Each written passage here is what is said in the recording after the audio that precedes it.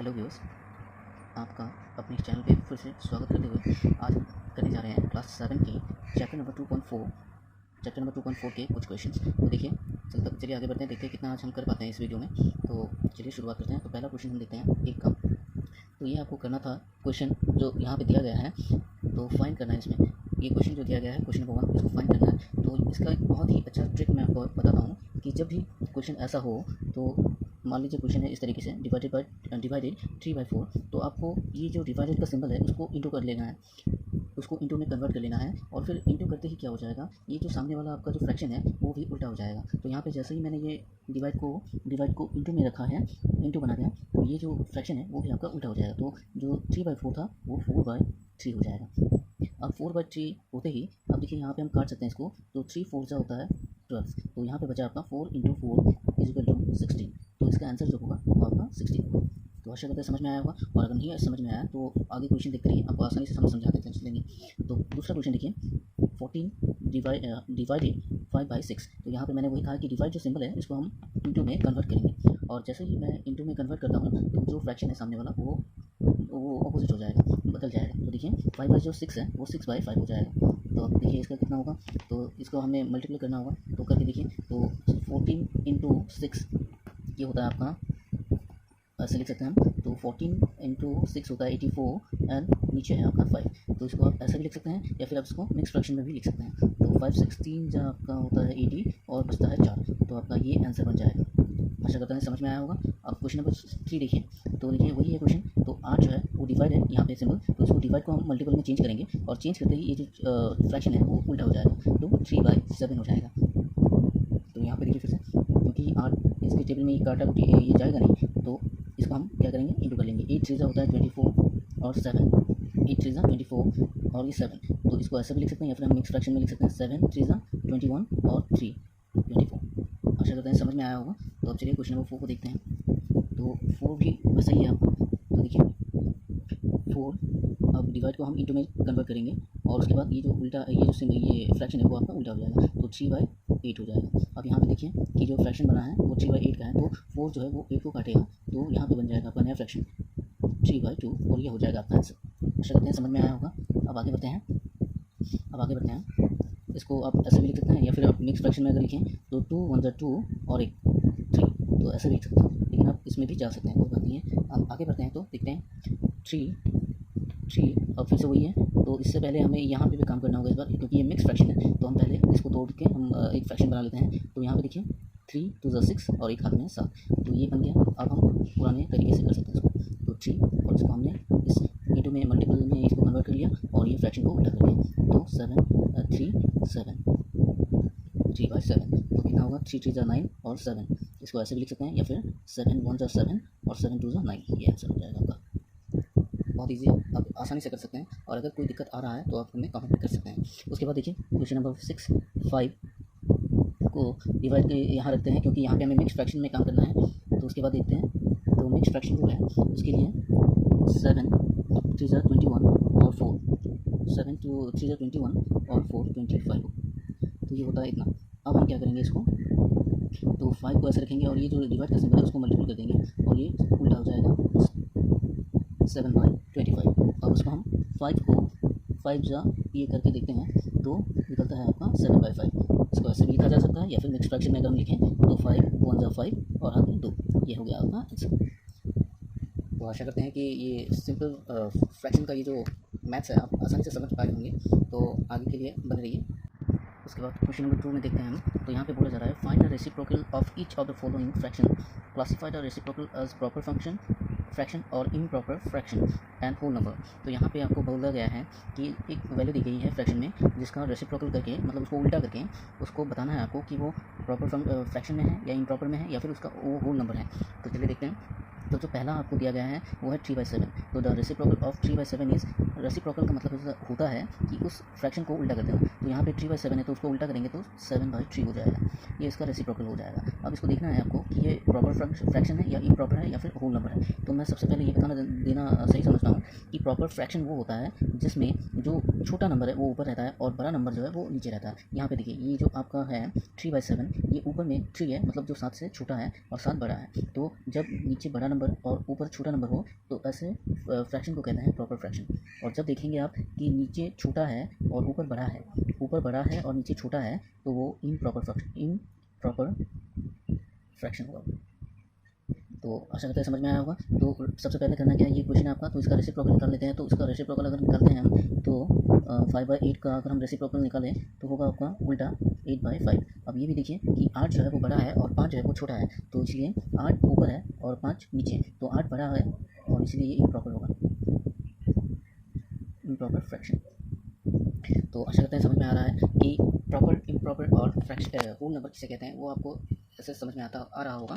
तो चलिए third question देखते हैं। द रेसिप्रोकल ऑफ 9/7, 9/7 का रेसिप्रोकल देखते हैं। रेसिप्रोकल का मतलब होता है उल्टा कर देना। तो यहाँ पे देखिए उल्टा हो जाने से 7/9 हो जाएगा। अब यहाँ पे देखिए जो बड़ा नंबर है वो नीचे है, जब भी बड़ा नंबर नीचे हो तो आपको प्रॉपर फ्रैक्शन लिखना है, वो प्रॉपर है, मतलब सही है। और जब भी बड़ा नंबर ऊपर हो और छोटा नंबर नीचे हो तो वो इम्प्रॉपर फ्रैक्शन कहलाएगा। अब देखिए नेक्स्ट 6/5 को अगर हम लिखते हैं रेसिप्रोकल में उल्टा कर देते हैं तो 5/6 हो जाएगा। तो ये भी देखिए कि जो बड़ा नंबर है वो नीचे है, मतलब ये प्रॉपर फ्रैक्शन है।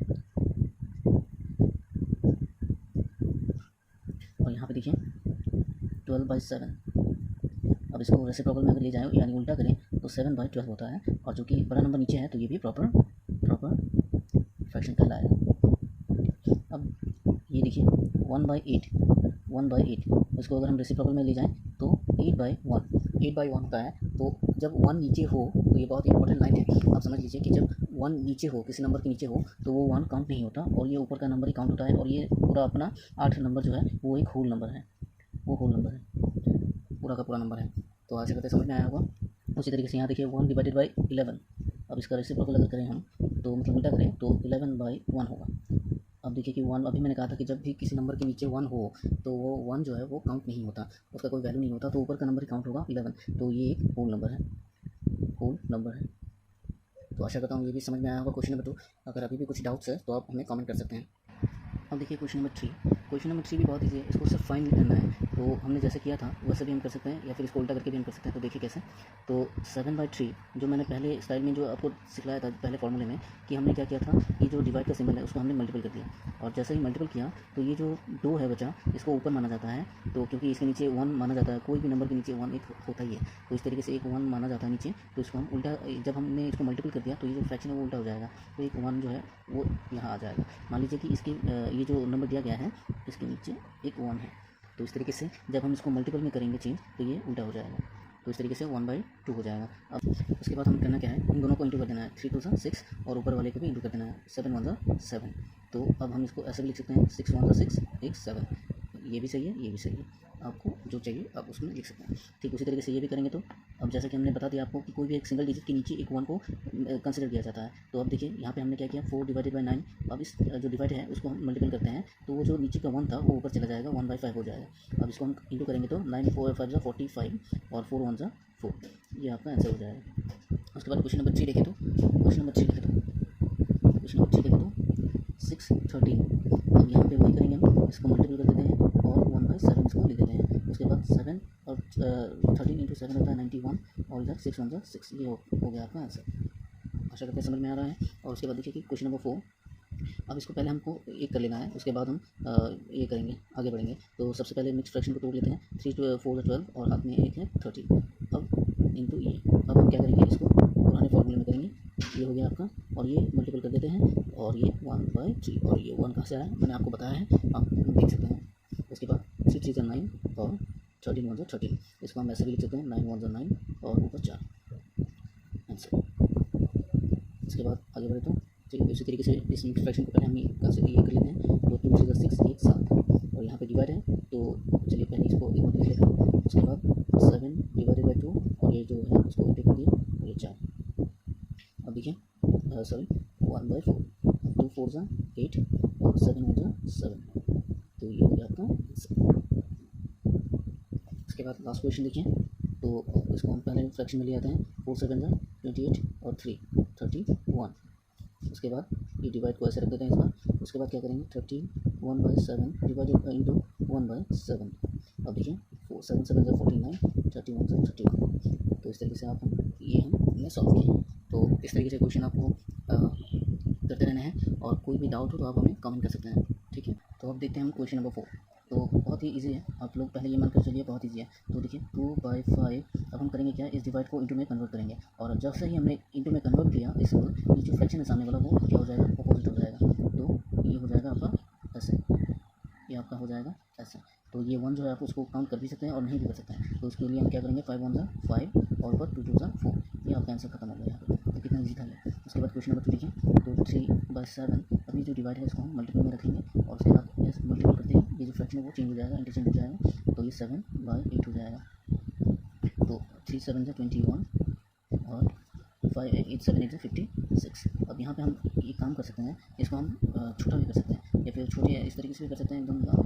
इसको हम काट सकते हैं। देखिए 7 से अगर हम काटें, 7 3 होगा आपका 21 और 7 8 होगा आपका 56। तो 3/8। हालांकि मैं इसको यहाँ से भी काट सकता था, 7 7 नीचे और ऊपर जब 7 है तो सेम नंबर डिडक्ट किया जा सकता है, लेकिन मैंने आपको सिंपली पहले ये करके दिखाया कि आपको ये इंटू किया और ये इंटू किया, लेकिन बाद में इसको हमने छोटा कर दिया, तो वही फ्रैक्शन आ गया। देखिए 3/8, तो 7 से मैंने इसको डिडक्ट किया था। अब आगे चलते हैं। तो देखिए इसको पहले फ्रैक्शन में ले लेते हैं। तो 2 3 6 एक 7 डिवाइडेड 8 और 3। अब यहाँ पे हमको क्या करना है, 7/2 को यहाँ पे मल्टीपल जब करेंगे हम, तो ये इंटरचेंज हो जाएगा, ये 3/8। अब 2 8 होता है 16 और 3 20 होता है 3 7 6 होता है 21। तो इसको ऐसे लिख सकते हैं, या फिर हम अगर छोटा करें तो 16 1 16 और 5, ये भी हम लिख सकते हैं। समझ में आ रहा होगा आपको। अब क्वेश्चन नंबर 6 नंबर देखिए, तो 2 डिवाइडेड बाई 5 डिवाइडेड, अब इसको पहले हम फ्रैक्शन में लिखते हैं, 2 1 2 ये 3। अब 2 5 को रखिए, इसको मल्टीपल दे देते हैं, और उसके बाद इसको क्या करेंगे, चेंज कर देंगे 3। तो देखिए 2 2 होता है 4 और 5 3 होता है 15, ये आपका आंसर। तो बहुत ही ईजी था ये चैप्टर। तो चलिए देखते हैं आगे। तो आज के लिए बस इतना ही। तो इस वीडियो में हमने 2.4 के चैप्टर के जितने भी नंबर्स थे, तो आज के लिए बस इतना ही। आज हमने 2.4 के क्वेश्चंस को सॉल्व किए। अगले वीडियो में हम 2.5 की ओर जाएंगे, तो बने रहिए इस चैनल के साथ। Thank you.